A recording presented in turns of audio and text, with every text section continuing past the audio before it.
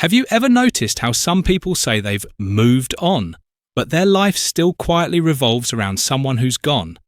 They don't talk about it much. They function. They laugh at jokes. They show up to work.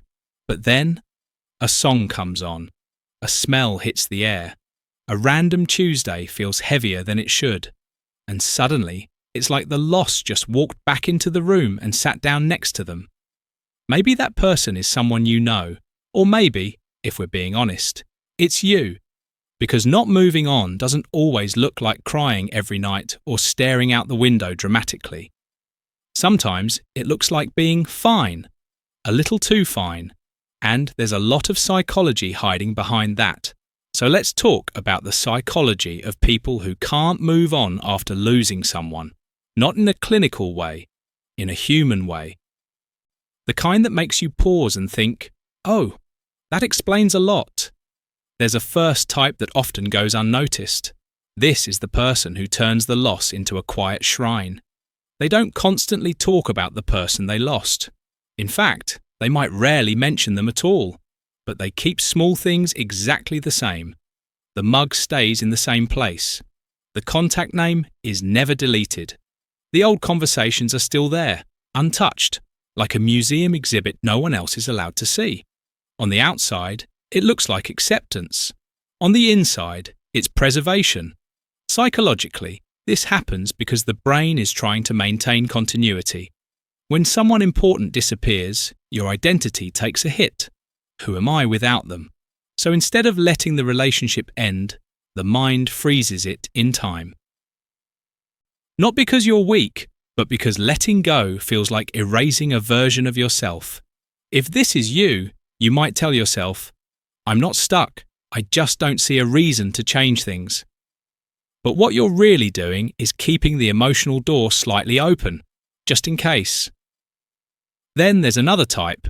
This one looks productive, almost impressive. They stay busy, very busy. New routines, new goals, maybe even a new personality. They're suddenly focused on growth, gym, work, side projects, self-improvement podcasts at 1.25x speed. From the outside, it looks like they bounced back fast. From the inside, it's emotional evasion dressed up as discipline. This happens when someone associates grief with loss of control. Slowing down feels dangerous because slowing down means feeling. And feeling means facing the reality that something ended without your permission. So they move forward aggressively, not because they're healed, but because standing still feels unbearable. If this resonates, you might notice something strange.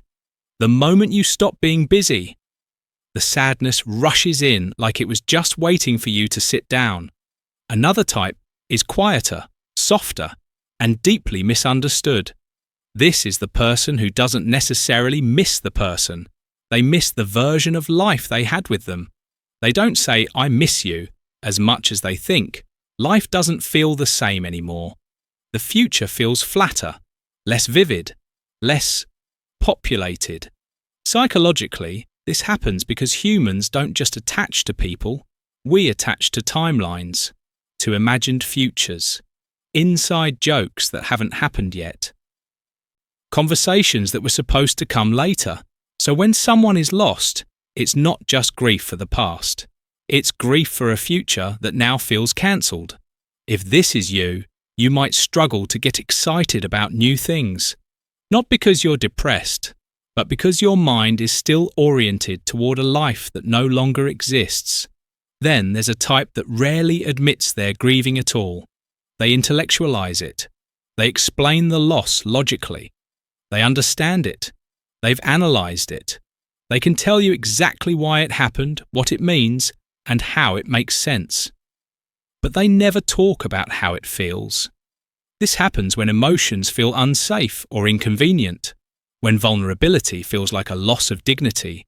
So the brain steps in and says, "Don't worry, I'll handle this rationally." And it does. Right up until a random moment breaks through the logic. A dream, a memory, a sudden tightness in the chest with no explanation. If this is you, You might pride yourself on being strong, but strength without emotional processing doesn't dissolve grief, it just stores it.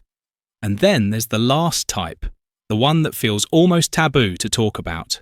This is the person who can't move on because moving on feels like betrayal. They feel that letting go means forgetting, that healing means minimizing the importance of what they lost. Psychologically, this happens when love gets tied to suffering, when pain becomes proof that something mattered. So if the pain fades, it feels like the love is fading too. If this is you, you might unconsciously keep the grief alive. Revisit memories, reopen wounds. Not because you want to suffer, but because suffering feels like loyalty. But here's the part no one tells you. Moving on doesn't mean erasing. It doesn't mean replacing. And it definitely doesn't mean getting over someone like they were a phase. It means allowing the relationship to change form, to live inside you without controlling you, to be remembered without being relived every day. So let me ask you something. Which type felt uncomfortably familiar? Were you preserving, distracting, intellectualizing, holding on out of loyalty, or maybe a mix of all of them? Grief isn't linear, and not moving on isn't a failure. It's information. It's your mind telling you something still needs to be felt, understood, or reintegrated.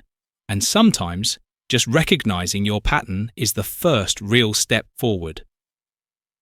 If this made you think of yourself, or someone you know, you're not alone in that. And if you want more quiet, honest explorations of human behavior and inner life, you know where to find them.